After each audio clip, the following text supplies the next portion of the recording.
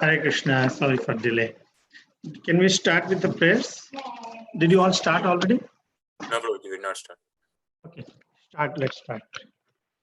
Namo Vishnu Padaya Krishna Prishtaya Bhutale Srimate Bhakti Vedanta Swami Namine Namaste Namaste Saraswati Saraswate Gauravani Pracharina Nirvisesa Sanyavadi Pachatya Desatarini Jai Shri Krishna Chaitanya Prabhu Nityananda Sri Advaita Gadadara Sri Vasadi Gaura Bhakta Vrinda Hare Krishna Hare Hare Krishna Krishna Krishna Hare Hare Hare Rama Hare Rama Rama Rama Hare Hare. I welcome for reading. Thank you so much for always being on time. Our team is slacking in time, including me also, and I'll try my best to be on time. So we are in any reflections from yesterday's reading? Prabhupada made his trip to San Francisco, where he had a grand welcome from the devotees there, from not the devotees, from the some few devotees, and the rest of them are not yet devotees. They all welcomed him. They took him to the to his apartment. He had some interview with the newspapers, and there were also some articles in the newspaper about his welcoming, about his visit. Chronicle, yes. The Chronicle and also TV also covered Swami invites all hippies. And Prabhupada started translating was it Bhagavad Gita, right? Bhagavad Gita is supposed to come. Both. I think he said he's pausing Bhagavad Gita to work on Chaitanya Charitamrita. Yeah, teachings of Lord Chaitanya, right? Okay, I think this is the no, not this. We read this one, right? Okay, I think we finished this.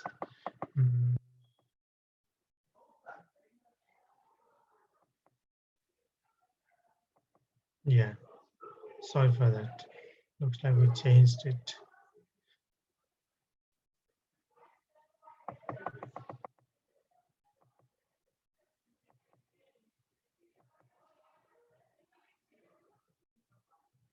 I don't think we read this part yet. Yeah. So this one.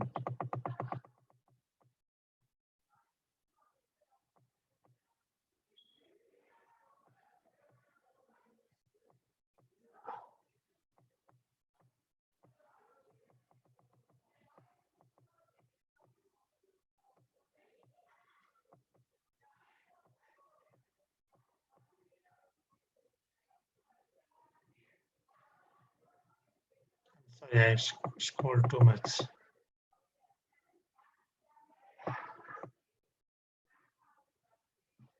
This is the we need to do from here, right? Yeah.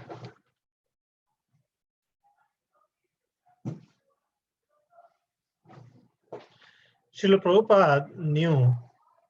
This is Mukunda is explaining, right? No, Sam was explaining. Oh, it's all been arranged.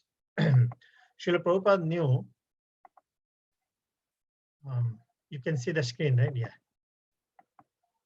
Srila Prabhupada knew he would not compromise himself. He would go, chant, and then leave. The important thing was to spread the chanting of Hare Krishna.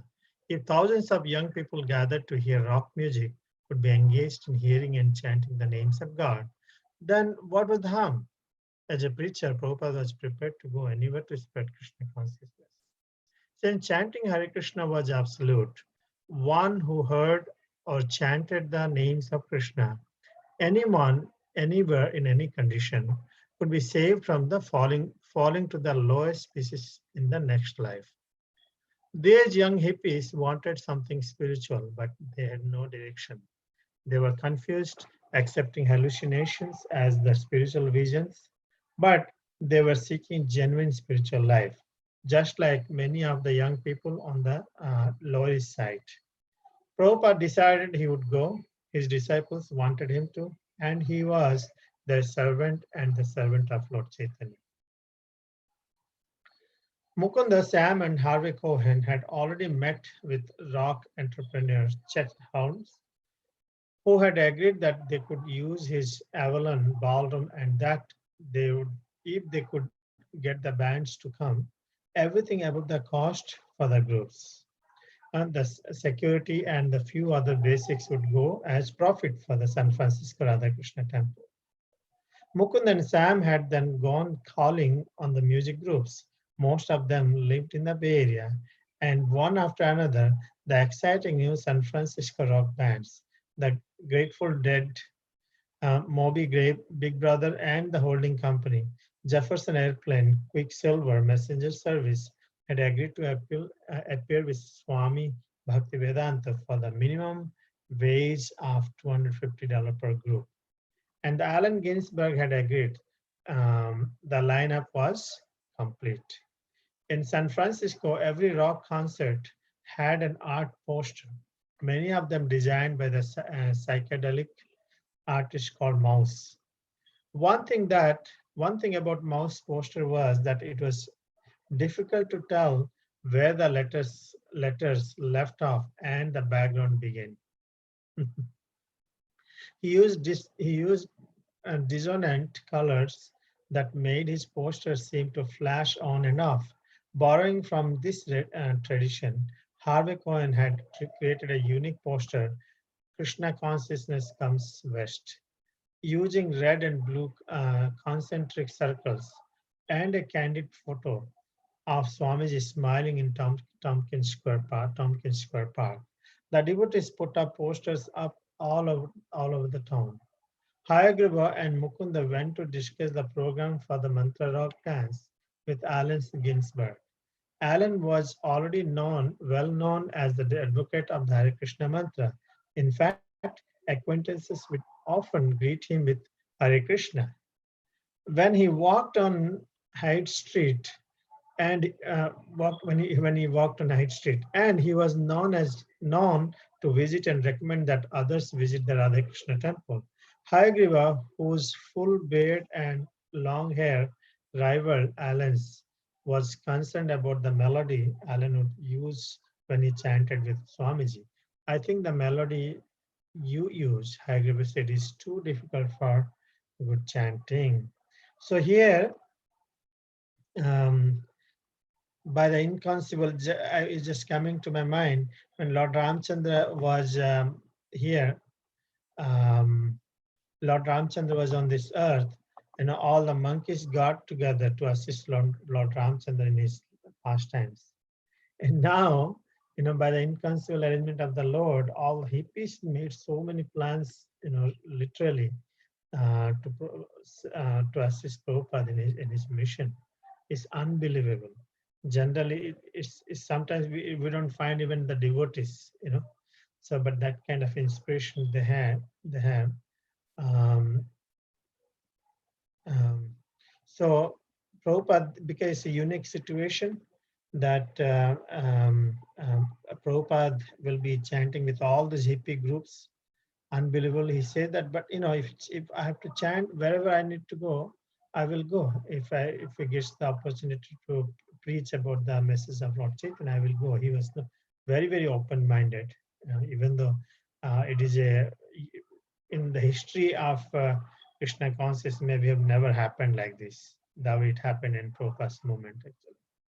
So Sam Sundar Prabhu and Mukunda and who Allen Ginsberg and who else? Cohen, Harvey. So they all met with all these big music groups, and the managed, and some of them agreed for $250 per group. Allen Ginsberg made the deal. He was very famous. Samson was inspired to meet Allen Ginsberg also that time. Big stalwarts are coming. So there's a talk about the advertisement was done all over. There's a talk now at this time how Allen Ginsberg should present the chanting so it's easy for everybody. Did we do this? Yeah. AJ, please. Maybe, Alan admitted, but that's the melody I first heard in India. A wonderful lady saint was chanting it. I'm quite accustomed to it, and it's the only one I can sing convincingly. With only a few days remaining before the Mantra Rock dance, Alan came to an early morning kirtan at the temple and later joined Srila Prabhupada upstairs in his room. A few devotees were sitting with Prabhupada eating Indian sweets when Alan came to the door. He and Prabhupada smiled and exchanged greetings, and Prabhupada offered him a sweet, remarking that Mr. Ginsberg was up very early. Yes, Alan replied. The phone hasn't stopped ringing since I arrived in San Francisco. That is what happens when one becomes famous, said Prabhupada. That was the tragedy of Mahatma Gandhi also. Sheesh. Wherever he went, thousands of people would crowd about him chanting Mahatma Gandhi ki jai. Mahatma Gandhi ki jai. The gentleman could not sleep. Well, at least it got me up for kirtan this morning, said Alan. Yes, that is good. The conversation turned to the upcoming program at the Avalon Ballroom. Don't you think there's a possibility of chanting a tune that would be more appealing to Western ears? Alan asked. Any tune will do, said Prabhupada. Melody is not important. What is important is that you will chant Hare Krishna. It can be in the tune of your own country. That doesn't matter. Prabhupada and Alan also talked about the meaning of the word hippie, and Alan mentioned something about taking LSD. Prabhupada replied that LSD created dependence and was not necessary for a person in Krishna consciousness. Krishna consciousness resolves everything, Prabhupada said. Nothing else is needed. At the Mantra Rock dance, there would be a multimedia light show by the biggest names in the art, Ben Van Meter and Roger Hilliard. Ben and Roger were expert at using simultaneous strobe lights, films, and slideshows to fill an auditorium with optical effects reminiscent of LSD visions. Mukunda had given them many slides of Krishna to use during the kirtan. One evening, Ben and Roger came to see Swamiji in his apartment. Roger Hilliard, he was great. I was really impressed. It wasn't the way he looked, the way he acted, or the way he dressed, but it was his total being. Swamiji was very serene and very humorous, and at the same time, obviously very wise and in tune, enlightened. He had the ability to relate to a lot of different kinds of people. I was thinking, some of this must be really strange for this person. To come to the United States and end up in the middle of Haight-Ashbury with the storefront for an ashram and a lot of very strange people around, and yet he was totally right there with everybody. So Allen Ginsberg manages to wake up early and show up in time for kirtan one morning because too many people were bothering him, calling him, and he asked Prabhupada, he says, hey, do you think we could try, chanting in a melody or in a tune that's a little more appealing to American ears? And Prabhupada tells him, you know what, it really doesn't matter. You can chant in any melody as long as you're chanting, essentially. And then, Ginsberg starts talking to him about LSD and where the concept of hippies come from. And Prabhupada says that, in Krishna consciousness, you don't need to be dependent on anything else. Krishna consciousness resolves everything. And then they started, they go into this light show that was going to happen at the festival, and the artists that were going to be putting that on, Ben and Roger went and visited Prabhupada, and Roger Hilliard kind of discusses his first impressions of meeting Prabhupada and just how he seemed enlightened and in tune and wise, but also thought of how strange it must have been for Prabhupada to come to America and end up at Haight-Ashbury, surrounded by some very odd individuals at the time. Thank you. Second, Prabhu. Hare Krishna. On the night of the Mantra Rock dance, while the stage crew set up equipment and tested the sound system, and Ben and Roger organized the light show upstairs, Mukunda and others collected tickets at the door. People lined up all the way down the street around the block, waiting for tickets at $2.50 a piece. Attendance would be good, a capacity crowd, and most of the local luminaries were coming. LSD pioneer Timothy Leary arrived and was given a special seat on stage. Swami Kriyananda came carrying a tambura. A man wearing a top hat and a suit with a silk sash that said San Francisco arrived, claiming to be the mayor. At the door, Mukunda stopped a respectably dressed young man who didn't have a ticket, but then someone tapped Mukunda on the shoulder. Let him in, it's all right, he's Owsley. Mukunda apologized and submitted, allowing Augustus Owsley Stanley II, folk hero and famous synthesizer of LSD, to enter without a ticket. Almost everyone who came wore bright or unusual costumes, tribal robes, Mexican ponchos, Indian kurtas, god's eyes, feathers, and beads. Some hippies brought their own flutes, lutes, gourds, drums, rattles, horns, and guitars. The Hells Angels, dirty haired, wearing jeans, boots, and denim jackets, and accompanied by their women, made their entrance carrying chains, smoking cigarettes, and displaying the regalia of German helmets, emblazoned emblems, and so on. Everything but their motorcycles, which they had parked outside. The devotees began a warm-up kirtan on stage, dancing the way Swamiji had shown them. Incense poured from the stage and from the corners of the large ballroom. And although most in the audience were high on drugs, the atmosphere was calm. They had come seeking a spiritual experience. As the chanting began very melodiously, some of the musicians took part by playing their instruments. The light show began. Strobe lights flashed. Colored balls bounced back and forth to the beat of the music. Large blobs of pulsing colors fluttered across the floor, walls, and ceiling. So here, on that night, everyone was busy setting up the stage. Ben and Roger were busy organizing their light show. Mukunda and a few other people were collecting tickets at the door. It was $250 per person, and there was a big line outside. Like Timothy Leary, who was an LSD pioneer, he came. There were Swami Kriyananda, and there were also a person who was Augustus Owsley. He looks like he's a folk hero and synthesizer of LSD. So he also came in. Mukunda first stopped him. Then when somebody asked him to let him in, he let him in. And then there were a lot of people with different costumes, like Mexican, Indian. They were wearing, they brought in their own instruments. The Hells Angels groups, they came in basically with everything except their bikes, which they had parked outside. When the program started, there was kirtan being performed by the devotees on the stage, small kirtan. Even though everyone was high on drugs, there was basically still calm. The atmosphere was calm. Everyone had come for a spiritual experience, and when the chanting began, everybody started participating with their own instruments. The light show started, and everything was going on. And there was also incense from different stages of the ballroom, and there was fragrance from it. Unbelievable. It's a unique incident in the whole history, I can say. It'll come in the Bhagavatam in future, maybe. I'm sure these things will come. And it's part of the Bhagavatam anyway. Pranath? Hare Krishna.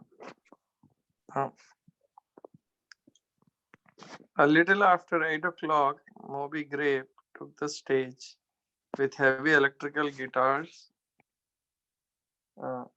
electric bass, and two drummers. They launched into their first number.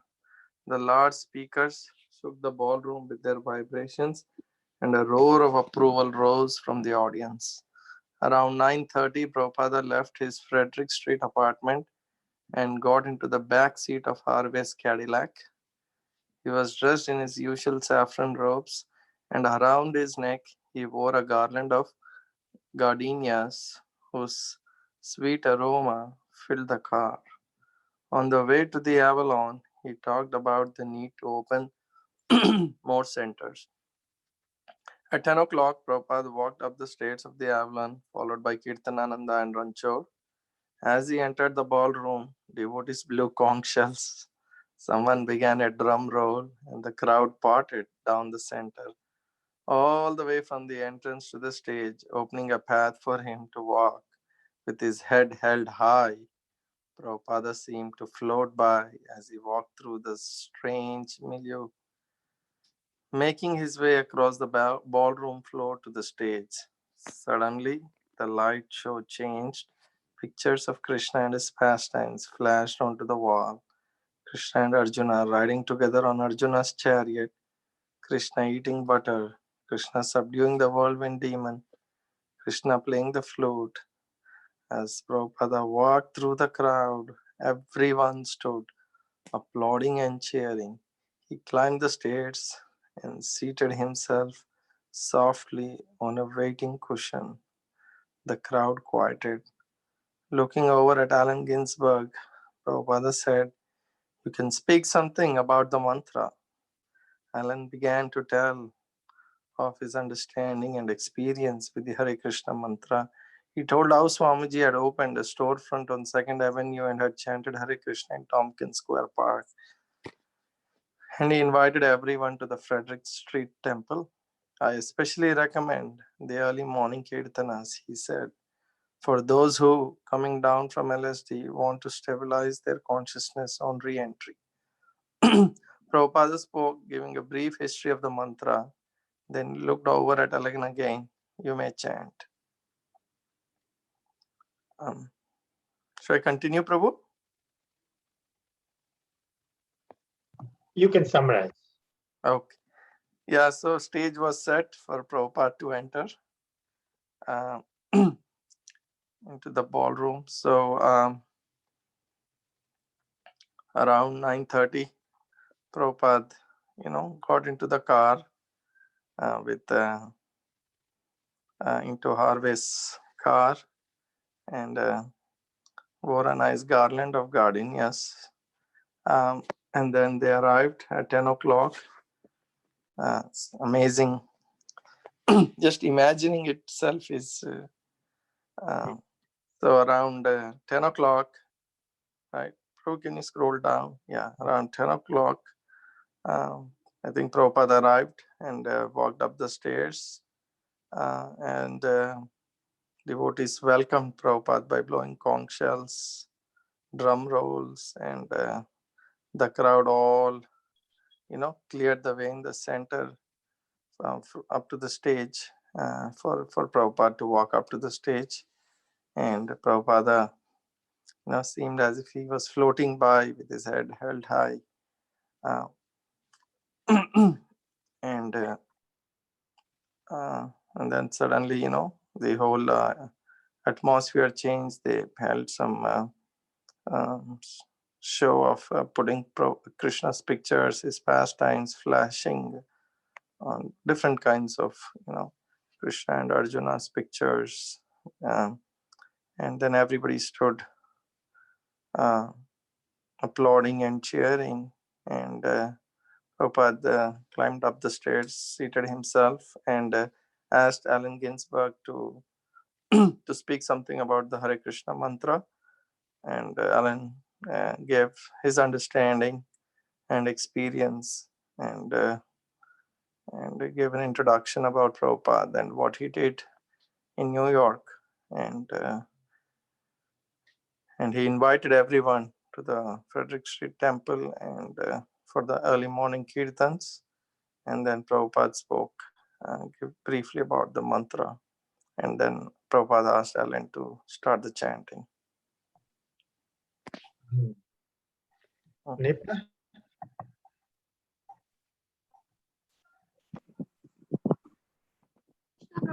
Can you hear me? Yes. Yeah. We didn't. You and Prasant, we didn't hear a couple of days. Hope everybody's doing well. Let's Yeah. begin. I could not log in. I was trying for past 2 days, but it said the other meeting is going on. Oh, is it? Yeah. Yeah, we are using the different link and thought it is not there. Meeting was not there. Yeah, I also had the same problem, Prabhu, but yes, it worked later. Yeah, Gaurang sent another link. Yeah, Nipa, please proceed. Yes, please. Alan began playing his harmonium and chanting into the microphone, singing the tune he had brought from India. Gradually, more and more people in the audience caught on and began chanting. As the kirtana continued and the audience got increasingly enthusiastic, musicians from the various bands came on stage to join in. Ranker, a fair drummer, began playing Moby Grape's drums. Some of the bass and other guitar players joined in as the devotees, and a large group of hippies mounted the stage.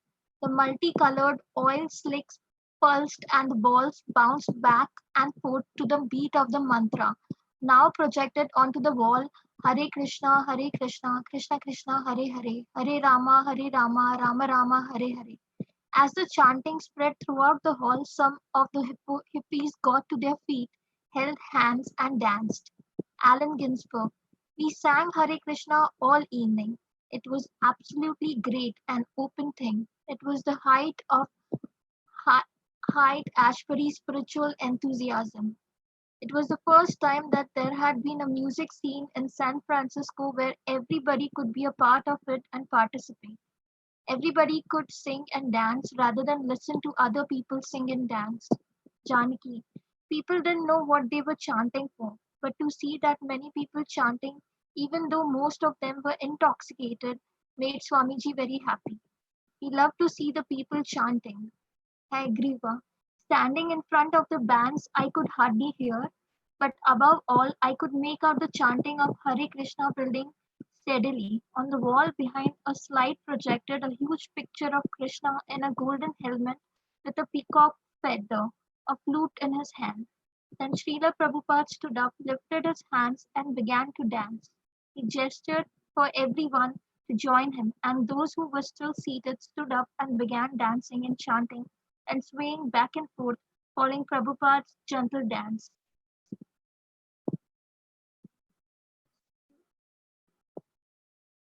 Here it says how Alan began to play his harmonium and chanting into the microphone, uh, singing, and gradually more and more people in the audience caught on and started chanting. As the kirtan continued, audience got more enthusiastic, and musicians for various bands also joined off stage, began playing Moby Grape's drums also, and some of the bass and the guitar players joined in as devotees also. The multicolored oil slick pulse which bounced back and forth to the beat of the mantra, Maha Mantra Hare Krishna. As the chanting spread, the whole of the hippies got feet and they started dancing. So Allen Ginsberg saying we sang Hare Krishna all throughout the evening, and it was the very first time to see such a music scene in San Francisco. Everybody could sing and dance rather than just listen to it. And Janki said people didn't know what they were chanting for, but to see that many people were chanting, even though they were intoxicated, Swamiji was still happy, and he loved to see people chanting. And I, oh, okay, I think, oh, Hagriva also stood in front of the band. He could hardly hear, but above all, he could make out like it was the chanting of Hare Krishna building steadily. And a slide also projected a huge picture of Krishna in golden helmet with peacock. Prabhupada also stood up and he lifted his hands and began to dance. He gestured everyone to join, and who were seated began dancing and chanting and swaying back and forth, following to Prabhupada's dance. Thank you so much. Prasanthi, please proceed. Roger Siegel. The ballroom appeared as if it was a human field of wheat blowing in the wind. It produced a calm feeling in contrast to the Avalon ballroom atmosphere of gyrating energies. The chanting of Hare Krishna continued for over an hour, and finally everyone was jumping and yelling, even crying and shouting. Someone placed a microphone before Srila Prabhupada, and his voice resounded strongly over the powerful sound system. The tempo quickened. Srila Prabhupada was perspiring profusely. Kirtanananda insisted that the Kirtan stop. Swamiji was too old for this. He said it might be harmful, but the chanting continued faster and faster until the words of the mantra finally became indistinguishable amidst the amplified music and the chorus of thousands of voices. Then suddenly it ended, and all that could be heard was the loud hum of the amplifiers and Srila Prabhupada's voice ringing out, offering obeisances to his spiritual master, Om Vishnupadaya Paramahamsa Parivrajakacharya Ashtottarasata Srimad Bhaktisiddhanta Saraswati Goswami Maharaj Ki Jai. All glories to the assembled devotees. Srila Prabhupada made his way off stage through the heavy smoke and crowds and down the front stairs with Kirtanananda and Ranchor close behind him. Alan announced the next rock group. As Swamiji left the ballroom and the appreciative crowd behind, he commented, "This is no place for a brahmachari." The next morning, the temple was crowded with young people who had seen Swamiji at the Avalon. Most of them had stayed up all night. Srila Prabhupada, having followed his usual morning schedule, came down at 7, held Kirtana, and delivered the morning lecture. Interesting. Yeah.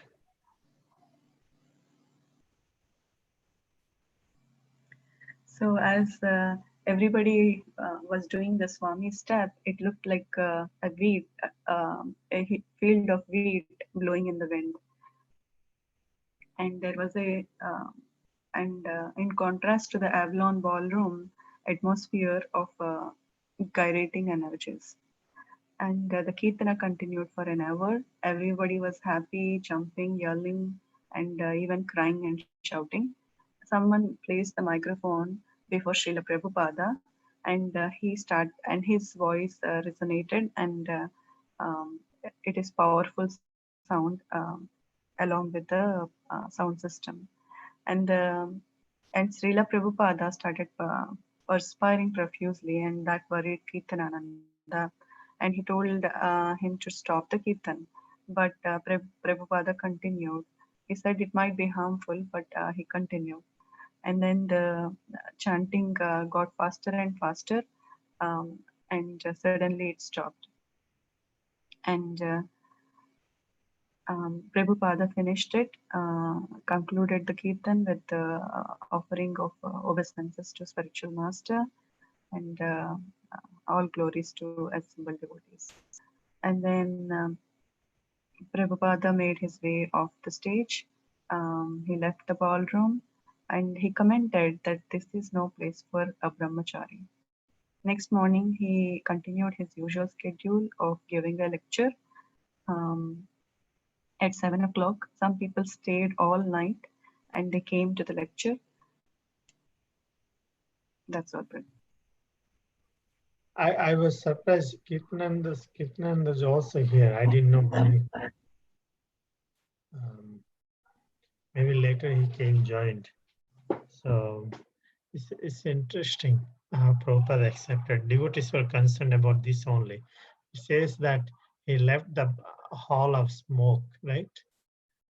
Yeah, through the heavy smoke and crowds down, it's really a big crowd, but how horrible for a Swami is unbelievable. They cannot, it's a very, very difficult situation actually to be amongst, spend even 5 minutes. So Ajay, please.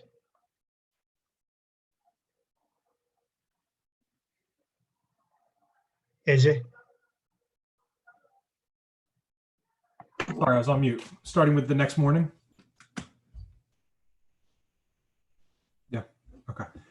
The next morning, the temple was crowded with young people who had seen Swamiji at the Avalon. Most of them had stayed up all night. Srila Prabhupada, having followed his usual morning schedule, came down at 7, held kirtan, and delivered the morning lecture. Later that morning, while riding to the beach with Kirtananda and Hayagriva, Swamiji asked how many people had attended last night's kirtan. When they told him, he asked how much money they had made, and they said they weren't sure, but it's approximately $1,500. Half audibly, he chanted in the back seat of the car, looking out the window as quiet and unassuming as a child, with no indication that the night before he had been cheered and applauded by thousands of hippies who had stood back and made a grand aisle for him to walk in triumph across the strobe-lit floor amid the thunder of the electric basses and pounding drums of the Avalon Ballroom. For all the fanfare of the night before, he remained untouched, the same as ever in personal demeanor. He was aloof, innocent, and humble, while at the same time appearing very grave and ancient. As Kirtananda and Hayagriva were aware, Swamiji was not of this world. They knew that he, unlike them, was always thinking of Krishna. They walked him along the boardwalk near the ocean with its cool breezes and cresting waves. Kirtananda spread the chadar over Prabhupada's shoulders. In Bengali, there's one nice verse, Prabhupada remarked, speaking his silence. I remember, oh, what is that voice across the sea calling, come here, come here. Speaking little, he walked the boardwalk with his two friends, frequently looking out at the sea and sky. As he walked, he softly sang a mantra that Kirtananda and Hayagriva had never heard before. Govinda Jai, Jaya, Gopala Jaya Jaya, Radha Ramana Hari, Govinda Jaya Jaya. He sang slowly in a deep voice as they walked along the boardwalk. He looked out at the Pacific Ocean. Because it is great, it is tranquil. The ocean seems to be eternal, Hayagriva ventured. No, Prabhupada replied. Nothing in the material world is eternal. Yep. So yeah, that after the next morning, there was a lot more people at the temple. Most of them sounds like they didn't even go to sleep that night. They just showed up the next morning, and Prabhupada came down and held kirtan and delivered his lecture. And then he went to the beach with Kirtananda and Hayagriva, and they told him, I think we made about $1,500 last night. And Prabhupada, though, despite essentially being a rock star that the night before, right, people cheering for him and being held in such high regard, was still just as humble as ever, unchanged by it. By the attention and the adulation he received. And, as they're walking down the boardwalk, he starts, Prabhupada recites that verse, oh, what is the voice across the sea calling, come here, come here. And, then he was chanting this mantra as he looked out across the ocean. And yeah, it sounds like kind of a nice moment that they had on the boardwalk the next day.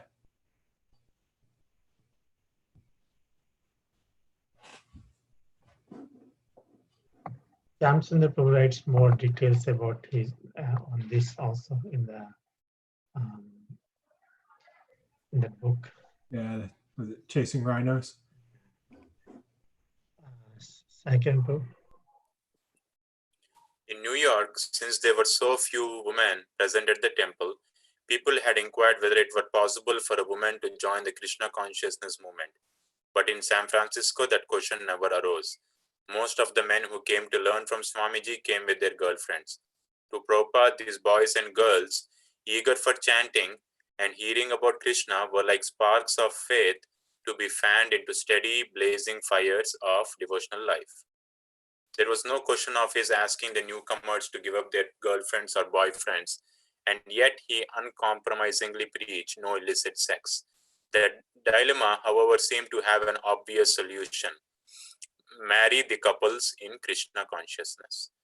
Because traditionally, a sannyasi would never arrange or perform marriages by Indian standards, someone might criticize Prabhupada for allowing any mingling of the sexes. But Prabhupada gave priority to spreading Krishna consciousness. What Indian, however critical, had ever tried to transplant the essence of India's spiritual culture into the Western culture? Prabhupada saw that to change the American social system and completely separate the men from the women would not be possible. But to compromise his standard of no illicit sex was also not possible. Therefore, Krishna conscious married life, the Grihasthashram, would be the best arrangement for many of his new aspiring disciples. In Krishna consciousness, husband and wife could live together and help one another in spiritual progress. It was an authorized arrangement for allowing a man and woman to associate. If, as spiritual master, he found it necessary to perform marriages himself, he would do it. But first, these young couples would have to become attracted to Krishna consciousness. Joanne Campanella had grown up in a wealthy suburb of Portland, Oregon, where her father was a corporate tax attorney. She and her sister had their own sports cars and their own boats for sailing on Lake Oswego. Disgusted by the sorority life at the University of Oregon, Joanne had dropped out during her first term and enrolled at Reed College, where she had studied ceramics, weaving, and calligraphy. In 1963, she had moved to San Francisco and become the co-owner of a ceramic shop. Although she had then had many friends among fashionable shopkeepers, folk singers, and dancers, she had remained aloof and introspective. So here, in this paragraphs, we basically in New York, it says that there were very few women who were staying at the temple, and people sometimes would come and ask what if it was possible for a woman to join the movement. But in San Francisco, all the men who came to Swamiji, they came with their girlfriends. So there was no question of asking the newcomers to give up their girlfriends, but Prabhupada still preached that no illicit sex. So the solution to this dilemma was basically to marry the couples in Krishna consciousness. So from a traditionally a sannyasi should not arrange or perform marriages, but Prabhupada basically would not hesitate to do that because he is trying to change the American social system, and it is not possible to separate the men for the women. And for that, if he were to basically perform marriages, he would perform them, but he didn't want to compromise on his on his standard that there should not be any illicit sex. So if you get them married, they could like it is authorized arrangement, and they could help each other to grow in spiritual life. But before he would perform the marriage ceremonies, he wanted these couples to become attracted to Krishna consciousness. And here it gives the background of Joanne Campanella, who is the sister of Janaki. She's coming from a rich family background. She moved to San Francisco, where she had an own ceramics shop, and she was always introspective, and she was away. She was aloof, and she also had many friends. Yeah, that's Janaki. Yamuna, Mataji. Okay, Nipak, would you like to read? Yes, sure. Little down, right? This one was read. Joanne Camp. It was through her sister Jan that Joanne had first met Srila Prabhupada. Jan had gone with boyfriend Michael Grant to live in New York City, where Michael had worked as a music arranger. In 1965, they had met Swamiji while he was living alone on the Bavri, and they had become his initiated disciples, Mukunda and Janaki. Swamiji had asked them to get married, and they had invited Joanne to wedding. As a wedding guest for one day, Joanne had then briefly entered Swamiji's transcendental world at 26 2nd Avenue and he had kept her busy all day making dough and filling kachori pastries for the wedding feast. Juan had worked in one room and Swamiji had worked in the kitchen. Although he had repeatedly come in and guided her in making the kachoris properly, telling her not to touch her clothes or body while cooking and instructing her not to smoke cigarettes, because the food was to be offered to Lord Krishna and therefore had to be prepared purely. Joanne had been convinced by this brief association that Swamiji was a great spiritual teacher, but she had returned to San Francisco without pursuing Krishna consciousness further. A few months later, Mukunda and Janki had driven to the west coast with plans of going soon to India, but had changed their plans when Mukunda had received a letter from Swamiji asking him to try to start Krishna Consciousness Temple in California. Mukunda had talked about Swamiji to Juan and other friends, and he had found that a lot of young people were interested. Juan had then accompanied Mukunda, Janaki, and a boy named Roger Siegel to the mountains in Oregon, where they had visited their mutual friends Sam and Marjorie, who had been living in Forest Lookout Tower.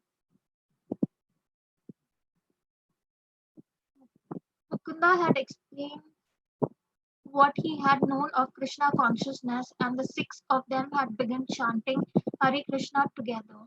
They had been especially interested in Swamiji's teachings about elevating consciousness without drugs. Mukunda had talked excitedly about Swamiji's having asked him to start a temple in California, and soon he and his wife Janki, Sam, and his girlfriend Marjorie, and Roger and Joanne, now intimate friends, had moved to an apartment in San Francisco to find a storefront and set the stage for Swamiji.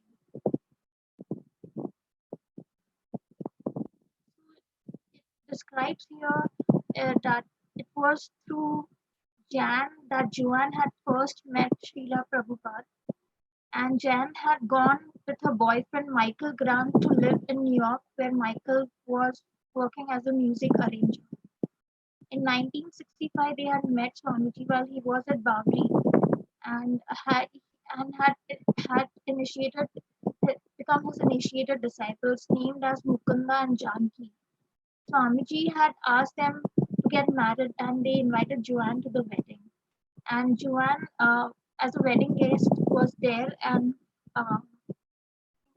Ben had been briefly there, and on the 26th Second Avenue, and he had been keeping her busy all day making filling kachoris for the wedding feast, and he was describing how to properly be safe while making the kachoris, not touch her clothes or body, and especially not smoking, well, because the food is to be offered to Lord Krishna and has to be made purely. And Joanne was convinced by this brief association with the great spiritual master. A few months later, Mukunda and Janki also went to West Coast with the plans to go to India. But they had a change in plans when Mukunda received a letter from Swamiji to start a Krishna conscious temple in California. Mukunda had spoken about Swamiji to Joanne, talked about Swamiji to Joanne and other friends, and had found a lot of young people also got interested in it. Joanne accompanied Mukunda, Janki, and a boy named Roger Siegels to the mountains of Oregon, where they met mutual friends Sam and Marjorie, who were living in the forest lookout tower. Mukunda explained what he knew about Krishna consciousness, and the six of them began chanting the Krishna Mahamantra. They were interested in Swamiji's teachings about elevating consciousness without having drugs. Mukunda talked excitedly about Swamiji's temple initiation in California. And soon he and his wife Janki, Sam, girlfriend Marjorie, and Roger John, now friends, had moved to the apartment to San Francisco to found a storefront and set the stage for Swamiji. Nice. I wonder, it's Malti Mataji, her name was Melanie, right? Another name is Marjorie or something. I don't know. So if I remember, it was Melanie. Samsundar Prabhu is referring. Anyway, Pranath, you can read. Yes. After Swamiji's arrival, Joanne had begun attending the temple kirtanas, so she felt drawn to Swamiji and the chanting, and she especially liked the informal visiting hours. Swamiji would sit in his rocking chair with his hand in his bead bag, chanting the holy names, and Joanne would sit fascinated, watching his fingers moving within the bag.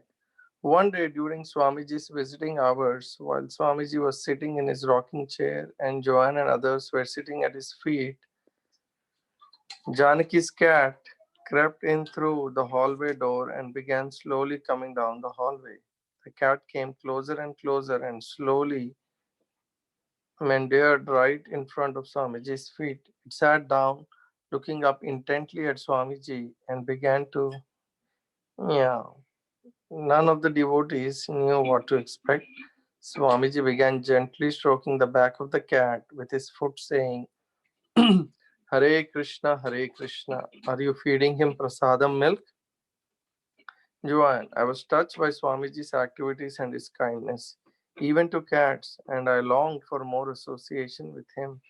Joanne came to understand that serving Swamiji was a serious matter, but she didn't want to jump into initiation until she was 100% sure about it. Sometimes she would cry in ecstasy, and sometimes she would fall asleep during Swamiji's lecture. So she remained hesitant and skeptical, wondering, how can I actually apply Swamiji's teachings to my life? One evening, Swamiji asked her, when are you going to be initiated? Joanne said that she didn't know, but that she relished reading his books and chanting Hare Krishna. She said that because she was attracted to the mountains and to elevated spiritual consciousness, she wanted to travel to Tibet. Swamiji, sitting in his rocking chair, looked down at Joanne as she sat at his feet. She felt he was looking right through her. I can take you to a higher place than Tibet, he said. Just see. Joanne suddenly felt that Swamiji knew everything about her and she understood, oh, I have to see through his eyes what Krishna consciousness is. He was promising that he would take her to some very elevated realm, but she would have to see it. It was then that Joanne decided to become Swamiji's disciple. so, um, so Joanne really liked to meet Prabhupada, especially because of the informal meetings, the setting, and and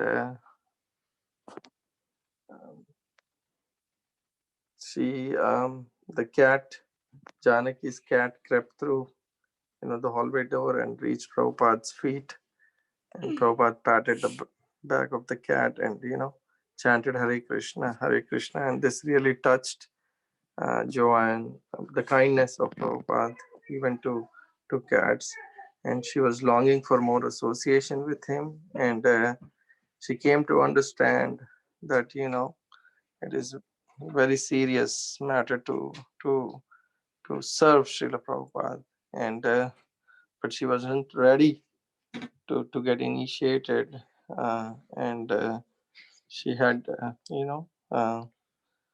fluctuating emotions. One time she would cry in ecstasy, and sometimes she would doze off in Prabhupada's lectures. So she had her hesitations and wasn't sure how she could apply Prabhupada's teachings in her life. And Prabhupada one day asked her when was she going to get initiated. And she informed Prabhupada that she loved reading his books and chanting Hare Krishna. But she was more attracted to nature in one sense and wanted to travel to Tibet. But Prabhupada looked down at Joanne, who was sitting at his feet, and told her that he can take her to a higher place than Tibet.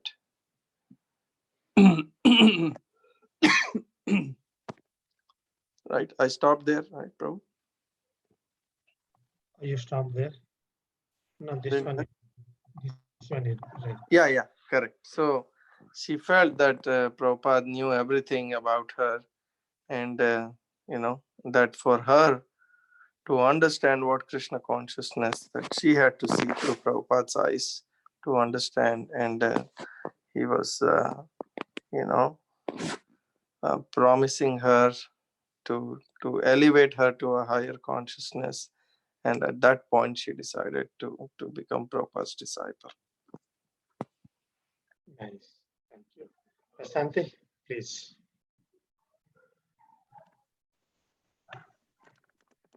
When she told her boyfriend Roger that he was astounded, he and Joanne had been coming to the Kirtanas and lectures together, but he still had doubts. Maybe it would be good for him and Joanne to get married but not initiated. Joanne, however, was more determined. She explained to Roger that Swamiji hadn't come just to perform marriages. You had to get initiated first.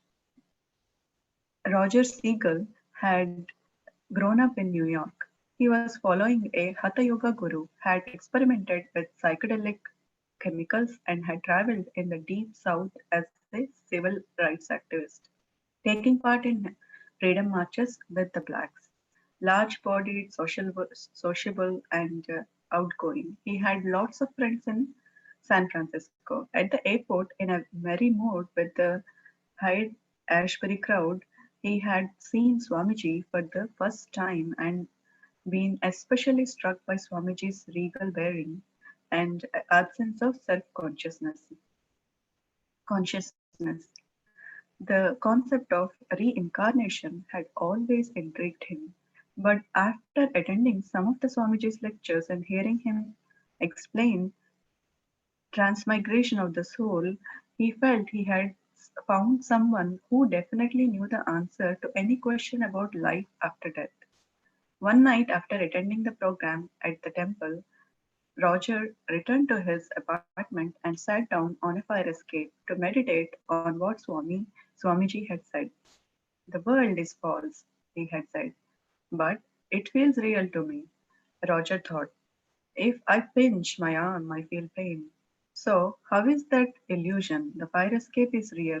Otherwise, I would be falling in space. This space is real, isn't it?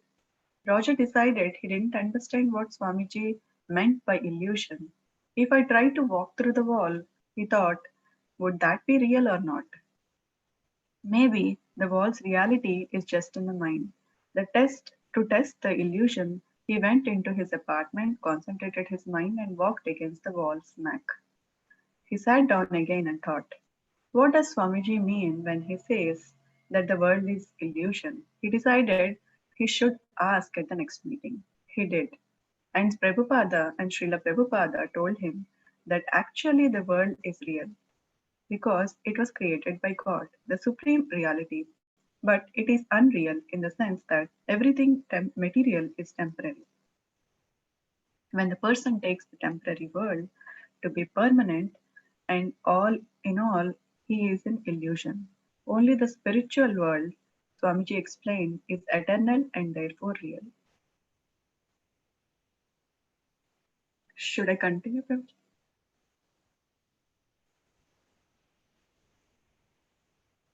One night, after attending the program at the temple, Roger returned. No, actually, you already read it. You want to summarize here? Yes, Prabhuji. Yeah. This one.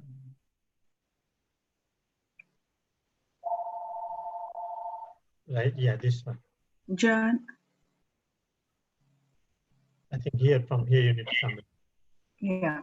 So Joanne explained the interaction with Swamiji and told him that she's going to be a disciple, but this surprised her boyfriend Roger. And then he was not serious. He doesn't want to get initiated, maybe get married. And but she explained Roger that Swamiji hadn't come to perform marriages, but to get initiated first. So the background of Roger Siegel was he was following a Hatha Yoga guru, and he also experimented psychedelic chemicals, and he is a civil rights activist, and he has a lot of friends. And then he found Swamiji at the airport, and it really what really intrigued him was the reincarnation concept that he has been hearing in the Swamiji's lectures.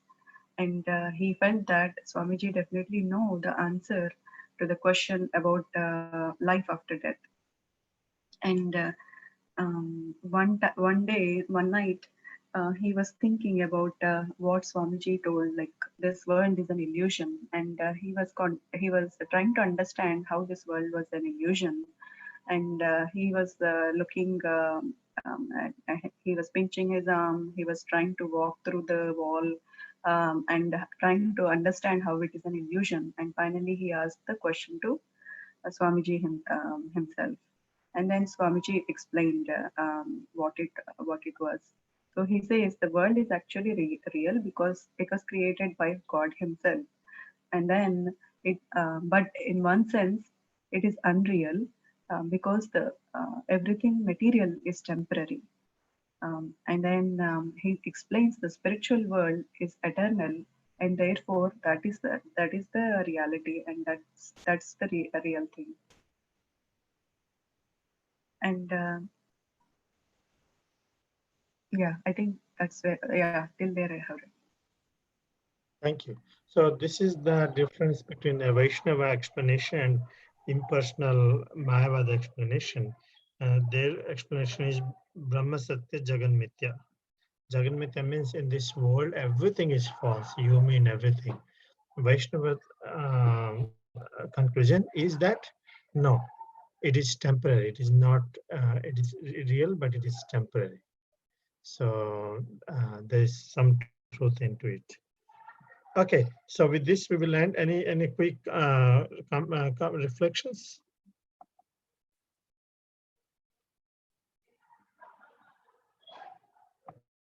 The children are having time. Sorry, the background noise. Gaurang is having his birthday with his friends. So,